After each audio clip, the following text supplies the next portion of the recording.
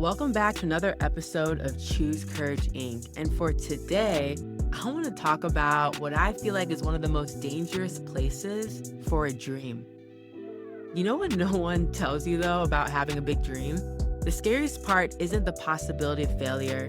It's not the money or the time or even the critics who will show up to tell you why your dream won't work and what's wrong with it. For me, one of the scariest parts is the silence. It's that quiet you sit in month after month, convinced you're supposed to have it all figured out before you can even take the first step. It's those moments when you are in your head, convinced that somehow, if you just think hard enough, long enough, and alone enough, the perfect plan will emerge. And so I'm here today to tell you something that might sound a little controversial, that voice in your head telling you to figure it all out first isn't wisdom, it's fear. And it's keeping your dreams smaller than they were ever meant to be. And so this episode is for anyone who's been holding their dream close, but a little too close. This episode is for anyone who's convinced themselves that they need to be perfect before they're seen. And it's for anyone who's tired of being the only one holding the blueprint to what they think and understand success to be. And so we're going to talk about why your dream deserves more than just your brain power. It actually deserves a community. Let's get into it. Today, I want to be talking about something that I see destroying more dreams than failure ever could, and that's isolation. I've been thinking about these myths that we've all bought into, that great ideas come to lone geniuses in moments of inspired solitude, right? You're thinking about Einstein in his study or Steve Jobs in his garage, this kind of like tortured artists in their attic kind of vibe, right? But here's what people don't tell you about those stories. It's that none of them actually stayed alone. Einstein had his colleagues at Princeton. Jobs had Wozniak. Even the most solitary artists had circles, communities, people who saw their work before the world did. And yet somehow we've convinced ourselves that our dreams need to be fully formed, perfectly planned, and completely bulletproof before they're worthy of support, feedback, or community. And so it reminds me of actually a client that I had once. We'll call her Sarah. And Sarah had been sitting on a business idea for about 3 years at this time before I met her. And that's 3 entire years. She had notebooks full of plans. She had spreadsheets and modeling different scenarios, even competitive analysis that would make MBA students weep with envy, right? Like she was quote unquote getting ready. And she had exactly 0 customers because Sarah believed the most dangerous lie we tell ourselves about our dreams, that they should be born in isolation. And so the way I think about it is I really like metaphors. If you know me, I like illustrations, quotes. Oh my gosh, if you want to be my best friend, send me quotes, okay? Anywho, I want us to think about it this way. Your dream, the thing that keeps you up at night, the thing that makes your heart race when you imagine it coming to life, is like a seed. Now, I want you to picture the most vibrant garden you've ever seen, right? I want you to the kind that stops you in your tracks where colors seem more vivid and everything feels alive. That garden didn't happen because someone just threw seeds at random in untended soil and hoped for the best. It happened because someone understood that seeds need the right environment to flourish. But here's where we get it wrong. We think that isolation is like a greenhouse, controlled, protected, and safe. And yet in reality, isolation is like planting your seed in a closet. No light, no fresh air, no nutrients, just you and your seed wondering why nothing's growing. And so I've watched brilliant people over the years, people with ideas that could change lives, create jobs, solve real problems. I've seen people who keep their dreams locked away in the dark, convinced that they're protecting them, but in reality, you can't protect something by suffocating it. You can't protect something by suffocating it. I had to say that twice, okay? Your dreams need sunlight. Our dreams need to be exposed to fresh perspectives from people who are curious about what it is we're trying to grow. And I say that intentionally because I don't think everyone's perspectives matter about our dreams. Some people don't even have the right to hear about our dreams in the first place because they'll never be good stewards of it. But our dreams, they need those fresh perspectives from the right kind of people. Our dreams need the nutrients that only come from interactions with other dreamers, mentors, and people who are curious about what is possible. And for a lot of us, that idea feels really foreign and almost counterintuitive, right? But I've been thinking about how there's something really interesting about isolation. And what I've been thinking about is that isolation doesn't just slow down our progress, it actually makes our dreams smaller. Let's call it the shrinking effect, okay? When an idea lives only in your head, it starts to conform to the limitations of our individual experiences. Our fears can become its boundaries, and our blind spots can become its ceiling. And so, going back to Sarah, who I was talking about earlier, Sarah's business idea, in year one of her initial idea, she had these big dreams and visions. She envisioned serving clients globally. But by year three, she was wondering if maybe she should just start with friends and family. Not because the market had changed, not because her idea had gotten worse, but because isolation had taught her to think smaller, aim lower, and expect less. And I'm talking about this within the context of dreams and ideas that we have, but especially when it pertains to business. But for some of you, this might be applying to other parts of your life where you have held on to this idea, these thoughts, these possibilities, but because you have allowed so much time to pass, you have taught yourself to think smaller, aim lower, and expect less. But this is the invisible tax of going at something alone. Every day you spend trying to perfect your plan in isolation is a day that plan becomes more conservative, more limited, and more small. But watch what happens though when you put that same idea into the right environment. When you share with people who've walked similar paths, who can see possibilities you can't, and who ask questions that unlock doors you didn't even know were there. Suddenly, your local service business can serve clients nationwide. Suddenly, your small online course could become a certification program. And suddenly, your side hustle could become your main thing. Not because the idea has changed, but because the environment gave it room to grow.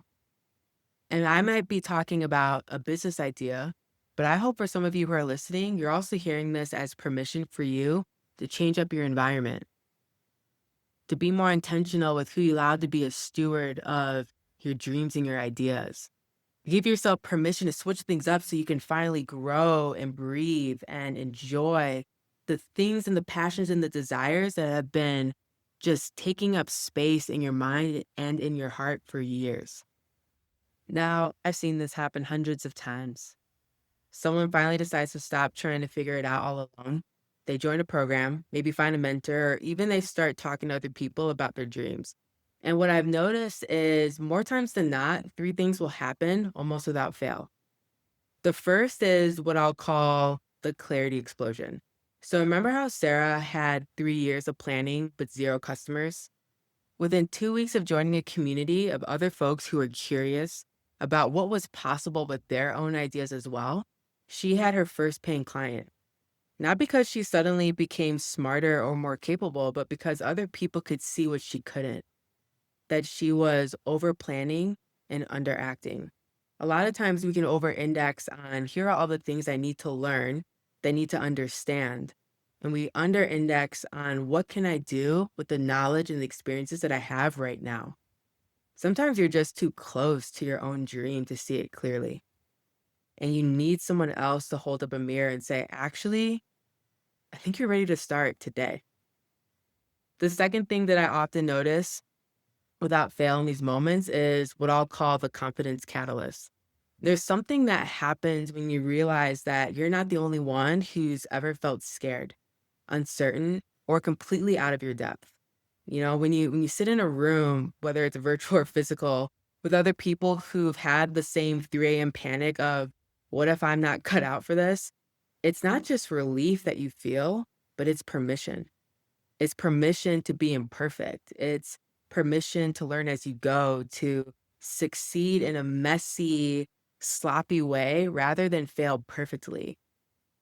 I think that's what a lot of us try to do. We try to fail perfectly. We know that we're not gonna be perfect, and I think a lot of people say like, "Oh, I'm a perfectionist," but in reality, they're just trying to fail perfectly. But what we need is more permission to succeed in a messy and sloppy way. And so I've watched a woman, I'll call her Maria. I've watched a woman named Maria go from apologizing for her little food blog to launching a six-figure catering business. Not because someone taught her some secret strategy or this hack to get all these followers on her Instagram, but because being around other dreamers, other people who are creative, being around other aspiring entrepreneurs gave her permission to think bigger than her fear. And then the third thing that I've noticed is what I'll call the network effect. And this one's practical, but it's incredibly powerful. When you're isolated, your network is basically you, your immediate family, and maybe a few close friends, if that. But when you join the right community, when you are intentional in allowing others to be good stewards of your ideas, of your hopes, of your curiosities, you suddenly have access to everyone else's network too. Sarah's first client came through a referral from someone in her program. Her first media mention through a number of members' connection. Her first major partnership, again, you're kind of seeing the pattern here. And what I'm getting at is the importance of being in community with people who see you and believe in what's possible. So the reason why these things were happening with Sarah isn't because she's only making connections out of a place of an ulterior motive and what these people can do for her. The reason why these connections were able to happen is because she actually built real and thoughtful relationships with folks who saw her and who believed in her in ways that her current circle never could. And so it's important to remember this thing, that it's not just about what you can get. It's about what you can give. I see and meet a lot of people who they don't like their communities that they're in, whether that is in person or online, because like, well, I'm not getting anything out of it. And I think that that is just a poor positioning to have when you're trying to be in a relationship with people. Communities, I often find, are much more enjoyable when you're focusing more on what you can give more than what you can take. Healthy community makes you a contributor. It makes you curious about how you can also help other people instead of being in this mindset of how can I help myself? How can I take what I need in order for me to get from point A to point B? And there's just something about contributing to other people's dreams that makes yours feel more real, that can even make yours feel more possible and more worth pursuing. Now, I know that some of you might be thinking at this point a few different things because I've thought some of these things too. Things like, but what if I join a community? What if I join a program and I'm not ready? What if everyone else is further ahead? What if I waste money I don't have on something that doesn't work?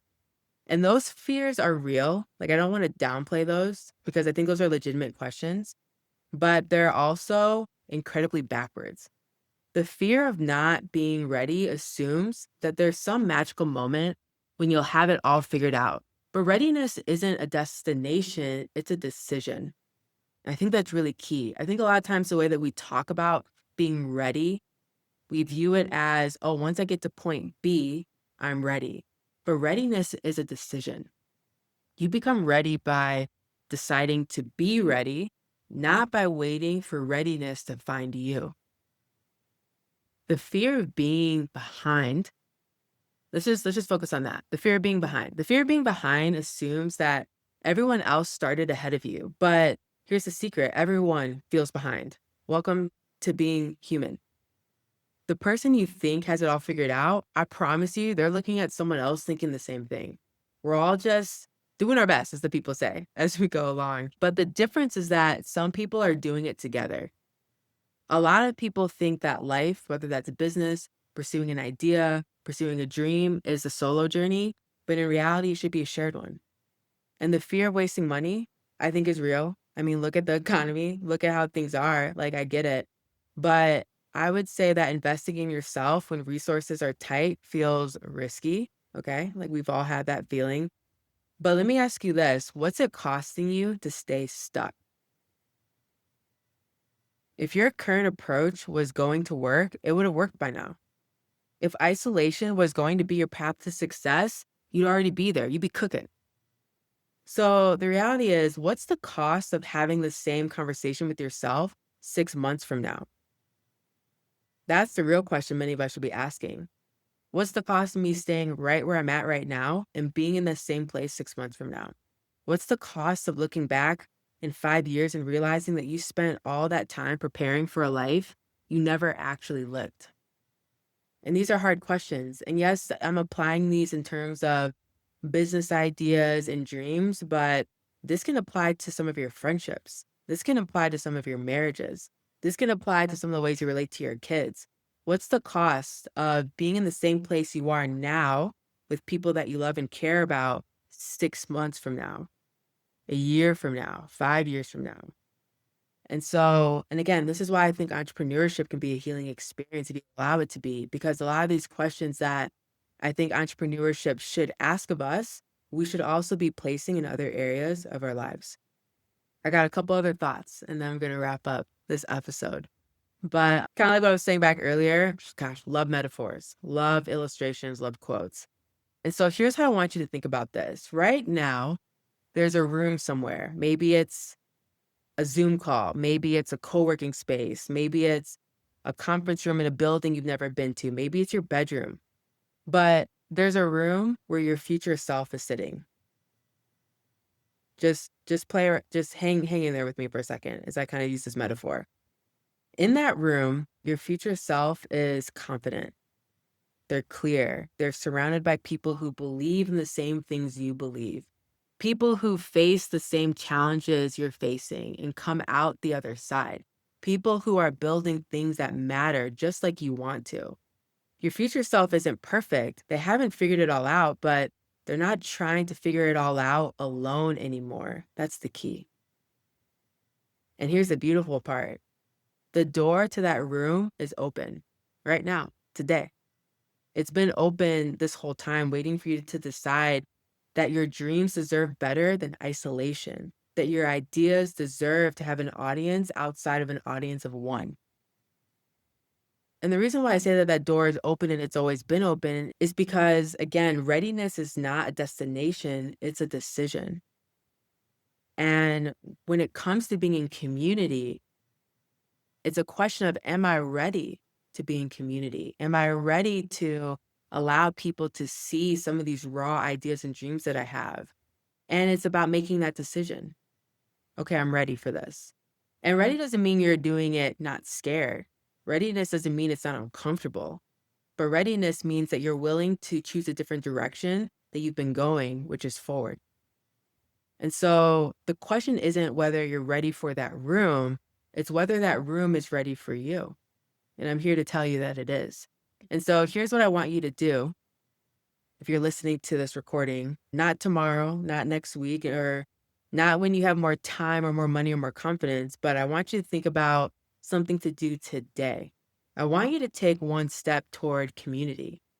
Maybe that's researching community or program that you've been curious about. Maybe for some of you, that means doing some research on our upcoming entrepreneurship group coaching program. Maybe it's reaching out to someone whose journey you admire. Maybe it's finally saying yes to that invitation that you've been putting off. But your dream has been patient with you.